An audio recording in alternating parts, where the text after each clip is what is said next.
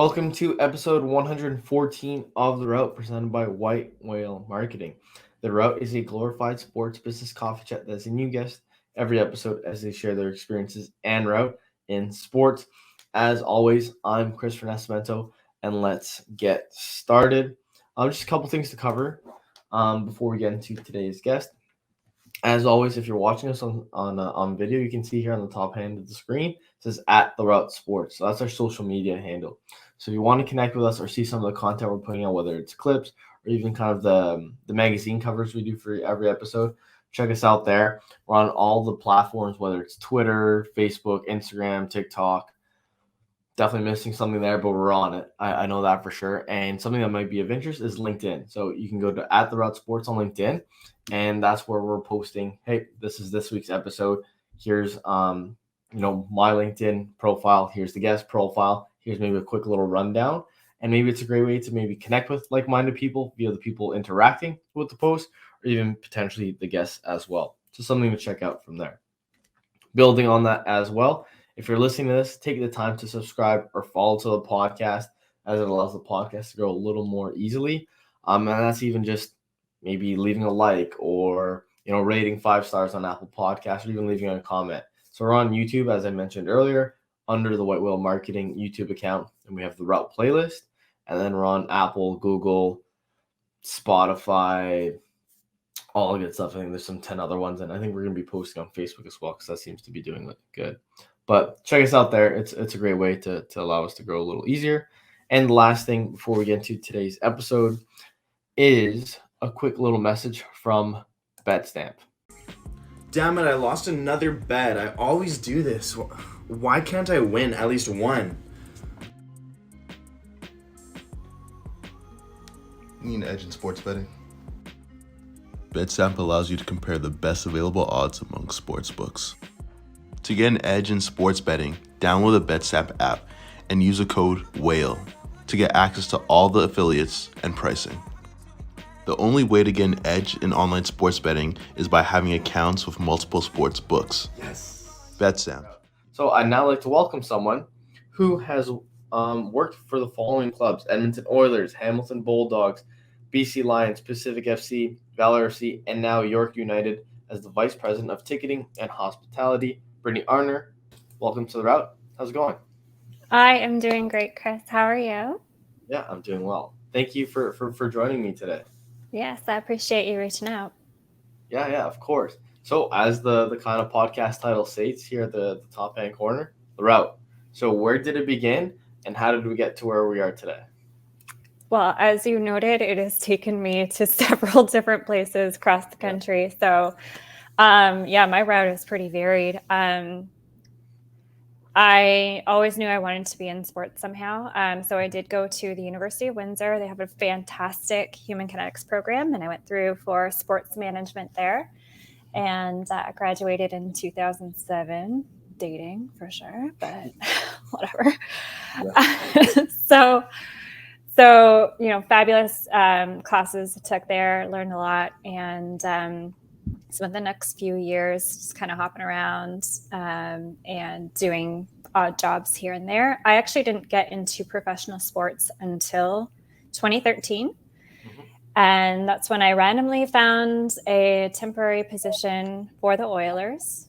And just on a whim, I was like, you know what, let's make a change. And I got the job and packed up the truck and did a little road trip with my mom to go to Edmonton.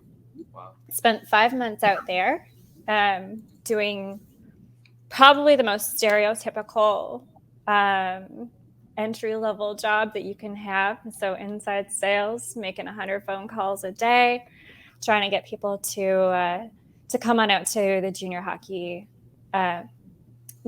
games for the Edmonton Oil Kings. Mm-hmm. But, as wild and as time sensitive of a job that was, and how just backbreaking that was mentally anyways. But honestly, I wouldn't trade it for the world because it sparked my love for sports business. Yeah. I knew within the first few weeks, I was like, this is exactly the industry that I want to be in. And, I met some really amazing people there, and my contract was up, moved back home, and started working for the Bulldogs hockey. At the time, they were AHL, and they hadn't moved to the OHL at the time. So cool thing about that was that I got into group sales, which is really my passion, getting the hockey teams out and corporate outings and all of these things that aren't necessarily related to the product itself. It's more about the experience. I loved it. And after a couple of years, it was just time for a change, and a few things in my life that had kind of changed as well. So I was like, you know what, let's go for some searching, and found a job out at BC Lions. And I picked up and moved again. Another road trip, this time with my dad, a few sightseeing, caught some baseball games along the way. Oh, nice. And then moved out to Vancouver and spent the next 3 seasons with the Lions in Canadian football. And another great experience. Really focused on the group sales at that time. And the interesting thing about the CFL is that it's not as popular or as well known as hockey, soccer, baseball, things like that. And so it really allowed us to focus on that fan experience. I knew nothing about football when I started working for them, right? Other than watching a little bit of NFL and NCAA, I didn't really know much about CFL, but it didn't hinder me at all. It actually allowed me to focus, like I said, on that fan experience and getting other people like me to come out to those games and have a good time with their families, with their friends, with their coworkers. But the most life-changing decision that I made was definitely getting the job at Pacific. There was something really special about being one of the very first people to help build not only an organization and a sports team, which comes along really rare, but also an entire league. Everybody was kind of doing everything for the first time, making mistakes and really living the startup life. And, long days. My coworkers and I were up till midnight, in the weeks leading up to our home opener in 2019. And I wouldn't trade that for the world. That was so hard, but so rewarding. And it really made me realize that I am much more suited for the startup life. I appreciated everything that the corporate environment of more structured and traditional environments like the Oilers and the Lions had taught me. But like my mom says, I thrive on chaos. So I started out as the manager of sales and service at Pacific, but as in any startup, you take on lots of responsibilities, learn a lot of new skills, and you just got to do anything to help your team and make sure that that very first game gets off without a hitch that anybody can see anyways. And then, after the first season, I wanted to try something else out, and I went to Valor, moved out to Winnipeg, which was a pretty cool experience. Unfortunately, the 2020 season was the one where nobody played at home, and all the roster, the team went out to PEI and played in the bubble, which thankfully I didn't have to go to. Yeah. So I've heard some wild stories about that. Yeah, I heard when I was at Athletico, I definitely heard some things about that where I was kind of like doing like a player liaison type of thing as well because I was younger, so I was kind of closer in age with the players than anyone else on the team. And then some of the players I'd be talking to them for like, let's say media availabilities, and they're like, they're feeding us just potatoes. And there's like, and then other guys are saying there's like, hey, there's no spices here. They're just giving us ketchup. And they're like, yeah, Yeah, it was very interesting from the things I was hearing. Well, you got to hand it to them, for putting something together that fast for that many people and being able to be one of the first leagues to come back after COVID and being able to actually have a season, quote unquote, so we didn't lose the season. I mean, literally, as the CPL, it was their second season ever, right? Yeah. So to be able to pull that off and continue the playing and growing the sport and growing the league, it was really, really exciting to see that happen and be part of it too, right? Yeah, no, for sure. And then following that, like, how did you end up moving over back to York United? So was it something where you wanted to come home, or was it like a different opportunity that kind of arose? It was mostly because of COVID. So the Bombers and Valor had a bit of a restructuring.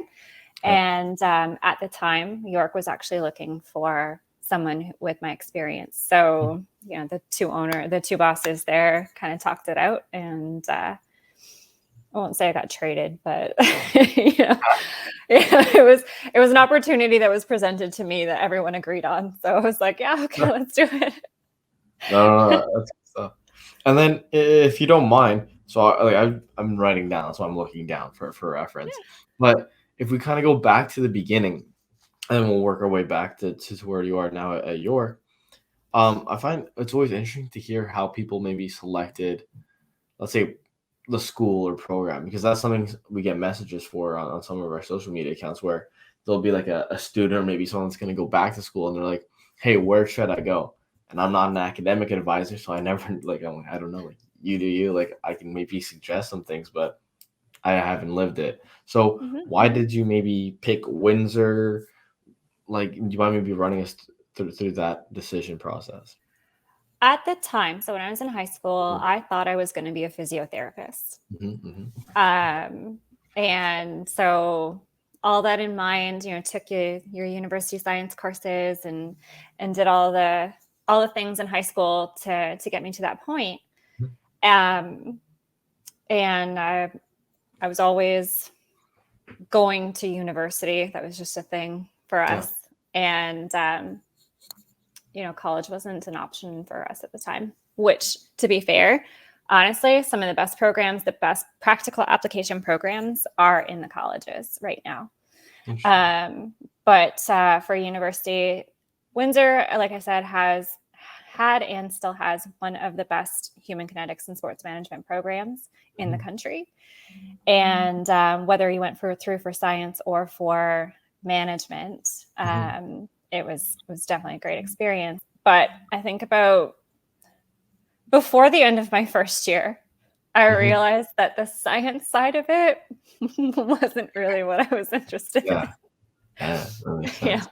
Getting C- in physiology wasn't a really good thing for continuing on that physiotherapist track. But the beauty about Windsor is that at the time, at least, your first 2 years, you took all core courses. So a little mix of everything, history, physiology, anatomy, like the sport law and stuff like that, right? And then after your second year, you chose whether or not you wanted to go into the science stream or the management stream. I think now there's actually a third stream that you can go into for coaching and recreation, but don't quote me on that.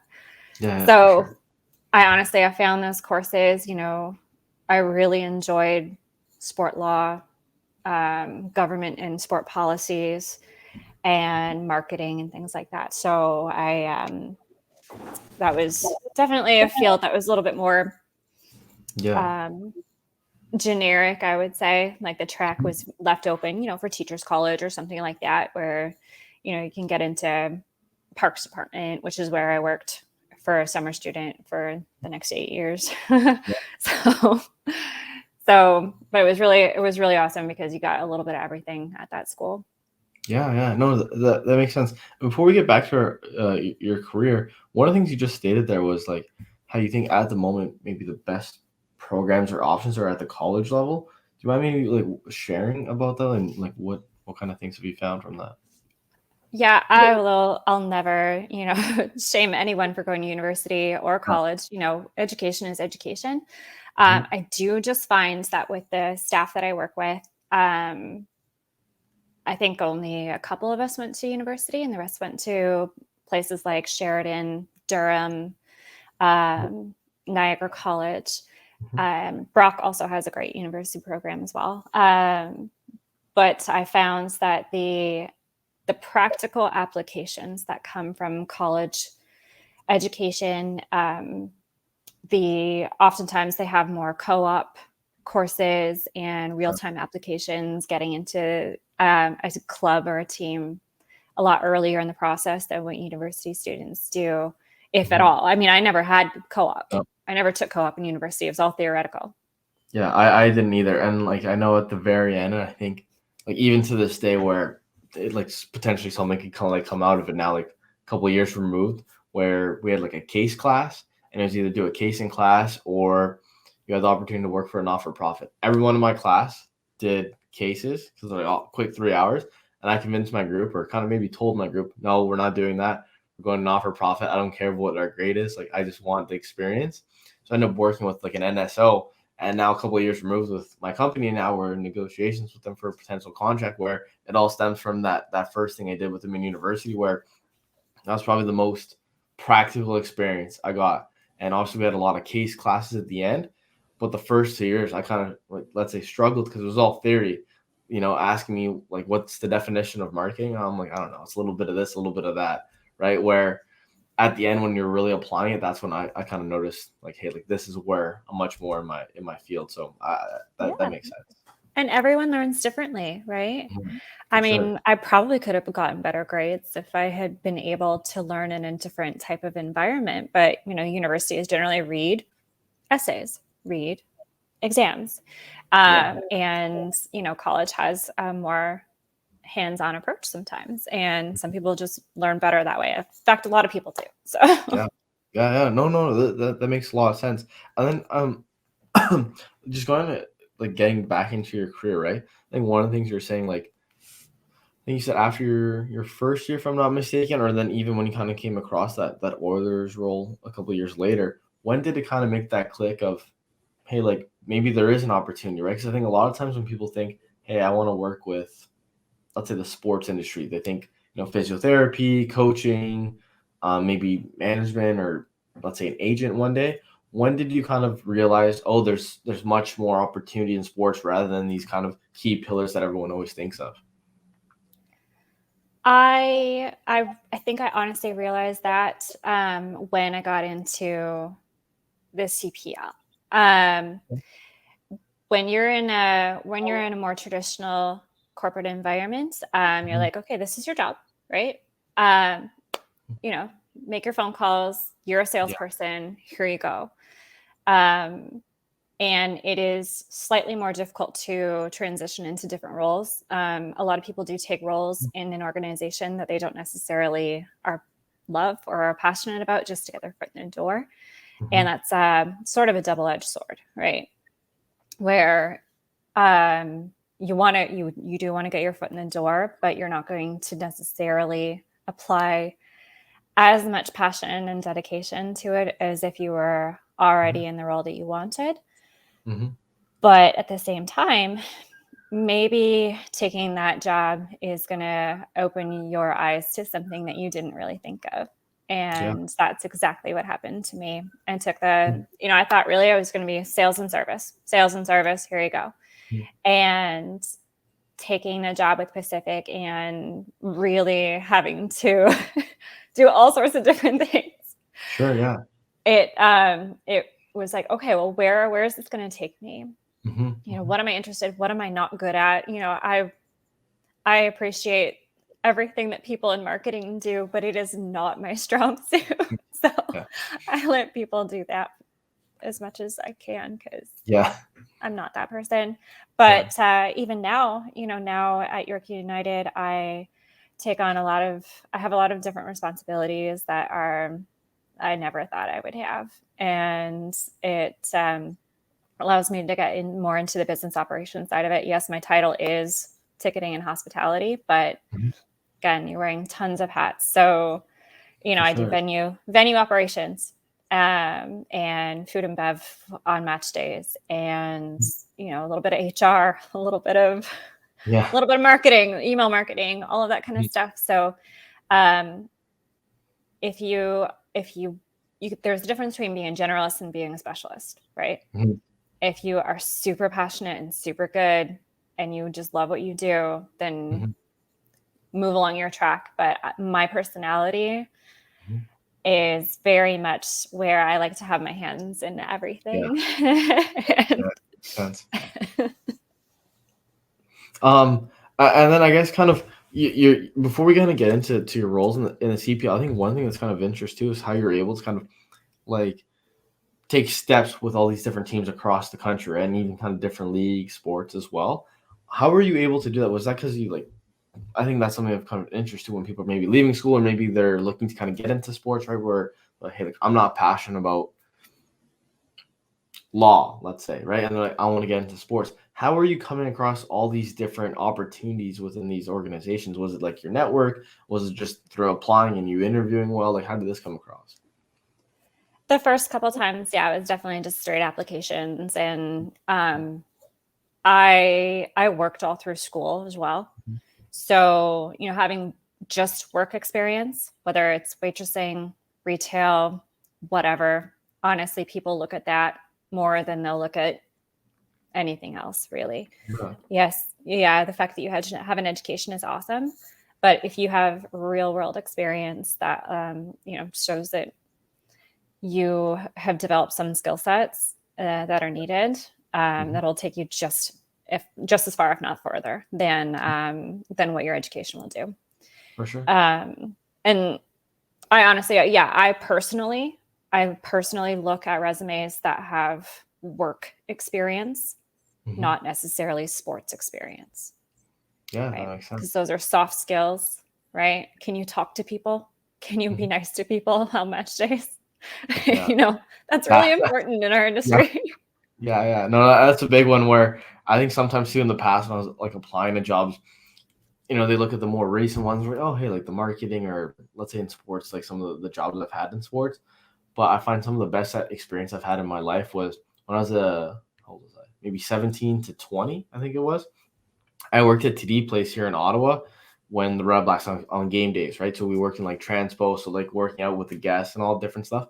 And the amount of interactions I've had with fans, like getting in my face, yelling, or like all different things, just because they're like, hey, like you can't park, it's full. Literally, another car can't fit in, right? So logically, there's no way, like you can go downstairs, there's nothing that's gonna happen, right? Like you're gonna be mad because you're gonna waste your time. And the skill sets that I kind of developed through that, in regards to communicating or even just problem solving, I find were much more like relevant or like useful than like some of the things I developed in other positions, whether in an office or different things like that, because very rarely will you be sitting in a cubicle and someone's going to kind of get in your face and yelling at you because of the problem not being solved, right? So different things like that is definitely interesting. Yeah, exactly. Yeah. And then going back to it now, I'd love to maybe, I know you kind of touched on different things about sales and all that, but obviously you're passionate about like your experience in the CPL because that's when it really kind of opened your eyes to what's possible for you. So how did this first role come about with Pacific, right? Because you're saying it was the first season. Obviously, it's a brand new league. Like, what were you thinking when you kind of came across it? Because obviously, there's that risk element of what if this league isn't there past this season, or what if it's another dead end, right? In regards to it ends, and then I got to go find something again where you're not able to kind of build off what you're, working on prior. Yeah, it was definitely a little frightening, a little anxiety inducing. But there was a couple of things that really prompted me to take the job. Like I said, the excitement of being part of something that hasn't happened in a really long time. Brand new league, brand new club, brand new city, all of these things that were just getting off the ground. And to say that you put your stamp on it was an opportunity that very, very few people get to experience. Yeah. And, whether they failed or they continue to grow is irrelevant, because now you're going to forever be a part of history. And it was truly an experience that just doesn't come around often. Yeah. And then following that, you went to Valor afterwards. I would like to hear what like your experiences were during that, let's say, COVID season, because obviously I was working in the CPL at that time, and I have my experiences and I know how that went about. And I know you touched on the PEI games, but what was it like for you? Because I know there was times for me where, let's say when the PEI games were announced, it felt like there was a week almost, right, from the time they said, "Hey, we're playing next week," to like actually getting that happening, where just a whole like every little thing that you could think of, like we're having to work on, where I was hopping on phone calls as well, and I was doing marketing and communications where, I was, everyone was like all hands on deck. So what was that like for you? Well, in Winnipeg at the time, I'm not sure what our other places were, but we were on full lockdown for the most part, starting in March. And that was terrifying. Like, anyone who's been in a soccer season or summer sports knows that March is kind of your key time for, finishing up season ticket sales and, really getting people hyped. The season schedule comes out, everybody wants to jump on board, especially with it being season number 2. And for everything to get shut down and all the fears that were in the community and the precautions that everyone was taking, we were in survival mode as a club, both from Valor and Bombers, because they are the same organization. Yeah. And we dealt with, we did both sides, right? We did both Bombers and Valor. And the contingency plan at that time was to just reach out and talk to people, right? We wanted to talk to our fans and genuinely ask with passion and empathy how they were doing. And that, I think, really showed our fans, our new fans from Valor, that, we cared about their well-being. They're not just a credit card to us. They're part of the family. And that really is what sports is about. That, you can jump on the bandwagon all you want, but it's those fans that stick with you through the losses, through pandemics. Those are the people that, deserve your love and attention. And we just wanted to make sure that everyone was okay. And then when the news came out that we were going to PEI, it was like, all right, so who's going to have a watch party? Yeah. Like, how are we going to get One Soccer to the hands of the fans so they can watch us on TV and support us from, 2,000 kilometers away? We were able to open up the retail location, and we invited our fans to come in and sign a Good Luck Valor banner. And, just the cutest little notes from our fans, from the kids, from the grandparents that come out and support, and, pop that on the plane with the boys, and they kept it in their locker room for the entirety of the season, or the trip out to PEI. And, that really shows the community and the passion that they have for the club. And that's across all the CPL teams, for sure. For sure. And I guess kind of like building on that too, is that like an experience in that community like aspect of it? Is that something that you try transferring over to your current role, right, with York, where you wanted to develop something as well, where obviously I'm assuming September 2020 things were starting to slow down a bit in regards to the pandemic, or less lockdowns? I don't remember anymore. But like, right, it feels like it was a very long time ago. Someone the other day was like, "This is our third summer with COVID," and I was like, "No, that doesn't make sense." And we like counted, and I'm like, "Oh wow, like it is." Yeah. Where everything is a blur. But So what types of things were you able to trying to like transfer over and maybe kind of have your own identity within York? York presented its own challenges and opportunities. At the time, so I got there in September of 2020, and first thing we were doing was building a rebrand. Yeah. So obviously at the time, so 2019 and 2020, they were still known as York 9. Mm-hmm. And as part of Angus's, he's our president and CEO. And it was, they felt that it was time for a rebrand, and that was going to go well with the direction of the club over the next few years. And so that was, again, another wild and brand new experience that most people don't get to have. And so when you're coupling a rebrand, so all of the retail stuff, all of the marketing, all of the graphics and designs, and all of the things that these guys had been working on for the past few months, and then it came time for us to talk to the fans about it. And our stellar team, Cody and Jason, Ryan, and Nate, they they're on the phones, they were on Twitter, they were talking to our fans about the rebrand and the reasons behind it. And we lost a couple of fans.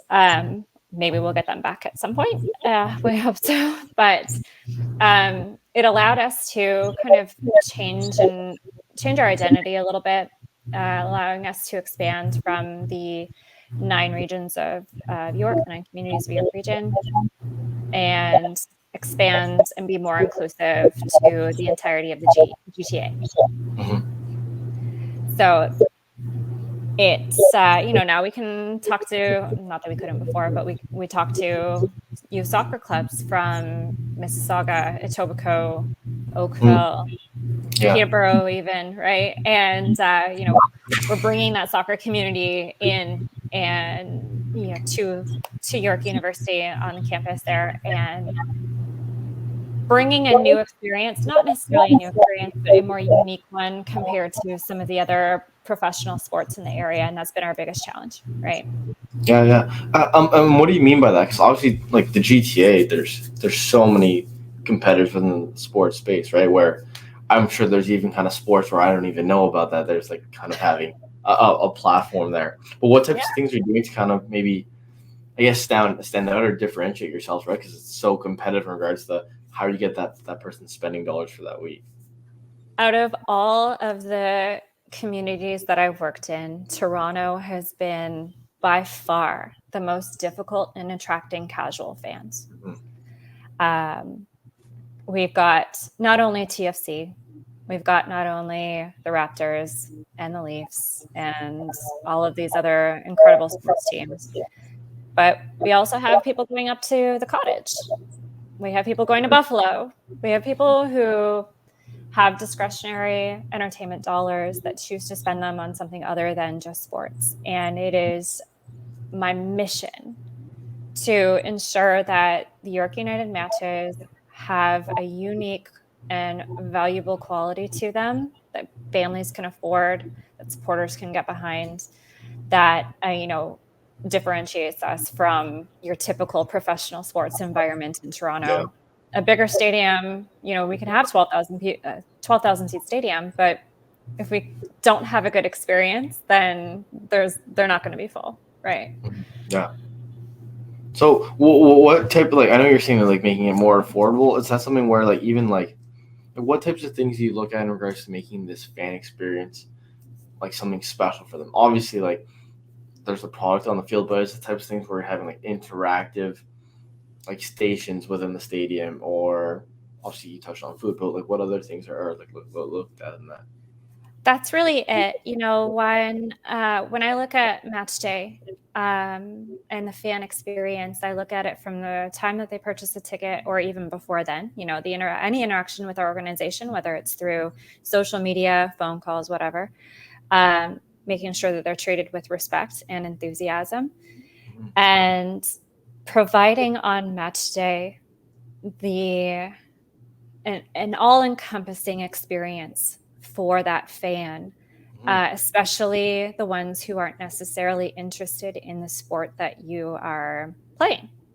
Again, going back to what I had said about the football team, is that I knew nothing about football. Yeah. I actually never played soccer growing up either. My brother and my sister did, but I didn't. And my unique perspective in that is that if I don't care what's on the field, what does everything else look like for me? How am I experiencing all of the other, touch points with fans? So, what type of food options are there available? How long is the line for concessions? What giveaways do we have? How long does it take to get in the building? Are there any technological issues that we're going to come up with? We want to remove pain points for fans, over communicate to them about how to get into the stadium, where to park, all of that good stuff. And then providing, we had multiple food trucks, local food trucks at the match on Sunday, on August 14th there. And, just bringing different flavors. We had funnel cakes. We had, a taco truck. We had all sorts of cool stuff that, something new and unique that, things for the kids to do. We have autograph signings after each day game. So the players get on out there and interact with their fans. And to me, that's one of the most important things that we can do is have the players engage with the community. You're never going to get Insigne, right? You're never going to walk up to him and get an autograph. But you can do that with guys like Nico and Jordan Wilson and Martin Nash. And you're able to do that. And as an 8-year-old kid, it doesn't matter. All you know is that pro athlete just signed your jersey, and you're going to keep that for a long time. And you're always going to have that association with York United at that time. Yeah. No, sure. That was definitely a special moment for the opportunity for fans to have that. And I guess like that kind of covers your route perfectly. But before I let you go, I have 2 questions I'd like to ask every guest at the end, because I think it's a perfect way to end it. So for people that have listened to date, I think, what is this, episode 114? I'm not mistaken. So I've said this probably 114 times now. I'm set that I'm going to go to 103 years old. I'm going to be on a rocking chair, and I'm just going to be thinking back on my career, life, and just being like, oh, wow, these are cool moments, right? So if you make it to 103 as well, and you're on a rocking chair, what moments to date will you think back to at 103? Will you still be able to remember that, like, wow, that was a cool moment in my career within sports? Home opener at Pacific. Oh, I think I watched 30 seconds of that game, but it was worth it. Just everything, all the anxiety and all of the work that everyone put in to hear that final whistle.